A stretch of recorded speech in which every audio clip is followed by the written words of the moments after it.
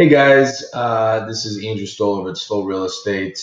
This little video is going to go over something very specific, and that is how to fill out a real estate purchase contract, and specifically the multi-board residential real estate contract 6.1 version. This is what is customarily used in our market in the Chicago area, and I'm pretty much just going to go through the main parts, the most used areas, and if you have any questions at the end, just feel free to leave a comment below and I'll get back to you. But the first page is all of the basic information. You have the buyer's name. You can just say Joe Buyer. I personally put everything in caps. I don't know why, it's just a habit. Seller name, whoever the seller is, they stole real estate. You go down here and you put in the acreage, whatever is on the listing sheet. If you can't find it on the listing sheet, you can go into the assessor page or a township page and find it there. Let's just say it is a quarter of an acre, 0.25. Address, I'm going to use my office address as an example. So I'm just going to put 201 East Chicago Street, Elgin, Illinois, 60120. County, we're in Kane County. There's no unit, it's just a straight address. And then the PIN number, I'm just going to make up a PIN number, whatever it may be, but in Kane County, it would look something like this: 602-284-004.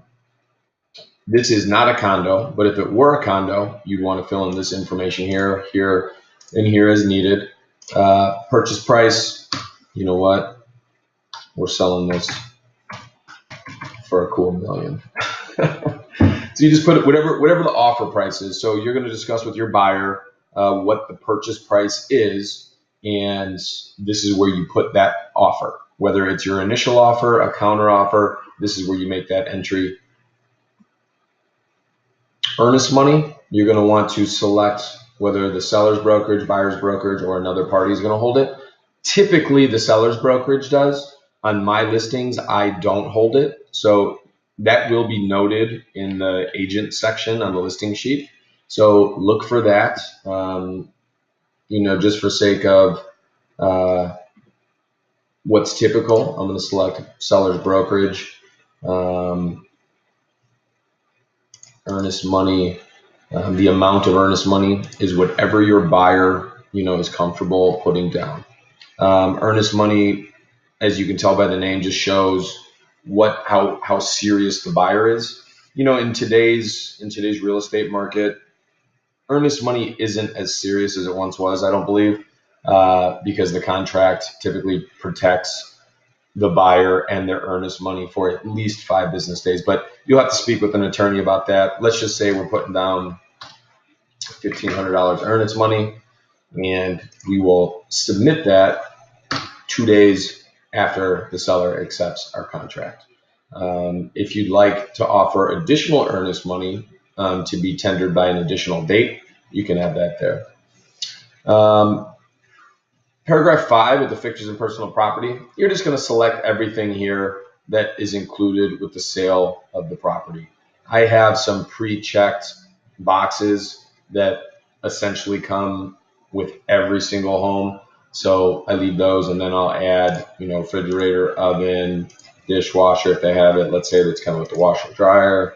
They have ceiling fans, central air, planted vegetation outside, etc. And then on page 2, you have paragraph 6 for the closing date. So today is January 11th, 2018. Let's say we have a conventional loan and we want to close a month from now. I'll put February 11th, 2018. And you can get this information from the buyer's lender. If the buyer is getting a loan, you can speak with the loan officer to get a very accurate closing date. And then you just you use the pre-approval that the lender gave the buyer, which you should have a copy of, and you fill in the mortgage information. let's say it's a fixed loan or a fixed interest rate. It's conventional. They're putting 10% down, so they're financing 90% of the purchase. Keep in mind that this is often mistaken for what the buyer is putting down. This is actually what they're getting financed of, the amount that the amount of the purchase price that they're financing. So if they're putting 10% down, they're financing 90% of the purchase. So that goes there. This other information, if it applies, you will put it here. Typically, they're 30-year loans. If there are adjustable rates, you put I'm sorry, if there's whatever the interest rate is, you put the interest rate here.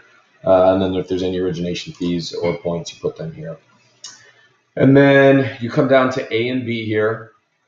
These are the two dates to which the seller is going to want to see that buyer has evidence for an intent to proceed from their lender, and then a mortgage commitment from their lender. So these dates are typically 1 and 2 weeks away from closing. You'll want to talk with your lender just to make sure that they're comfortable with the dates that you want to enter here. So confirm those with the lender. You'll notice as you do a lot of these that there'll be, kind of a trend of how far from closing you'll fill in these dates, and then you can kind of just put those in. I have pre-populated here 105% tax proration. So the prorations here, because we're selling a home that's not part of an association, we don't have any homeowner association fees or master association fees that we fill in here. So we leave those blank. But we do have taxes, and a pretty customary number for taxes is 105%. Again, you can let the attorneys discuss this once the contract is executed. I typically put 105% for a normal sale. And what I mean by normal is not a foreclosure or bank-owned sale. The attorney review section, read this over. Let me know if you have any questions. This pretty much says that the attorneys have 5 business days and the buyer and seller have 5 business days to approve or disapprove the contract. Paragraph 12 is the inspection contingencies and notices. Read that over. That pretty much goes over the inspection allowance. Let me rephrase that. What I mean is it gives the time period for which a home buyer can conduct any professional inspections that they wish to. Homeowners insurance. This is just saying that the home needs to be insured. Flood insurance. Read this. Read the condo thing, even if it's not a condo, just to learn it. Paragraph 16, 17, 18. Read over this stuff, discuss with your attorney if you have any questions. Everything here, the escrow, the seller representations, etc. Lines 259 and 261, you will have your buyer sign these spaces, or have your buyer sign these spaces initial these spaces, and then check the appropriate box here. Is it or is it not in a pending or unconfirmed special assessment?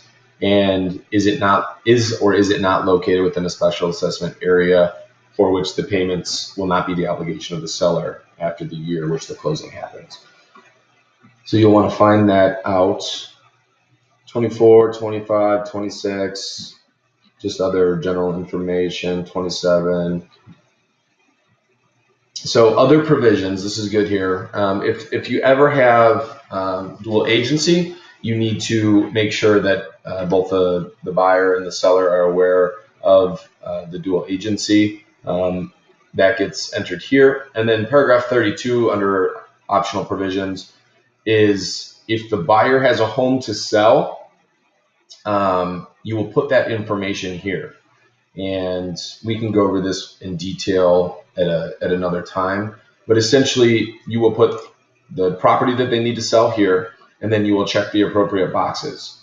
You'll go through each one. You're going to want to make sure. So right here it says that the buyer shall list the real estate for sale with a licensed real estate broker who will place it in a local multiple listing service within 5 business days after the date of acceptance. So if the buyer needs to sell their home in order to purchase the new one, you'll need to check this box. But keep in mind, and a lot of brokers forget this, when this gets checked, the buyer is obligated to list their home within 5 business days after it's executed by the seller. So that needs to be made aware of to your buyer. Other contingencies that will go along with the sale of the buyer's real estate contingency. Read through these, add certain dates as you need them. And then right here is a kick-out clause. This basically says that the seller reserves the right to market the home still. And should they receive another offer, the buyer then has, you can put 48 hours to decide if they want to remove their home sale contingency to move forward with the contract. Definitely read all this. Let me know if you have any questions. Read through this, discuss with your attorneys. You can also ask questions below. The other more common areas of the contract are the home warranty and the closing credits. If your buyer wants a home warranty, if the washer, dryer, any of the other appliances look like they're old, or a water heater looks old, or whatever, or just the buyer wants peace of mind, you can enter that amount that you're requesting the seller to provide a home warranty for here, and they would initial here. Same thing with credits. If your buyer wants a credit, you put the amount of the credit here, have them initial here, and then you move on. Transactions that involve cash, this section here, paragraph 36, you're going to want that signed. So if your buyer's buying something with all cash, typically an investor, at least in my experience, you have them sign here, and then you have them sign here, transaction with no mortgage, all cash. If it's an FHA loan or a VA loan, they simply initial here. If you are requesting, or the buyer is requesting, any other inspections to be done, those would be initialed here. If you'd like a well, if there's a well or a sanitary system, I would definitely recommend having the buyer request that the seller does an inspection to make sure it's in proper working condition. And then these are less common, but wood destroying, it's basically a termite inspection for the home. And paragraph 40 is post-closing possession. I don't know if maybe I've used this one time. It's very rarely used. But this is when the buyer will take possession of the home separate than the closing date. And then you go through the details of that here.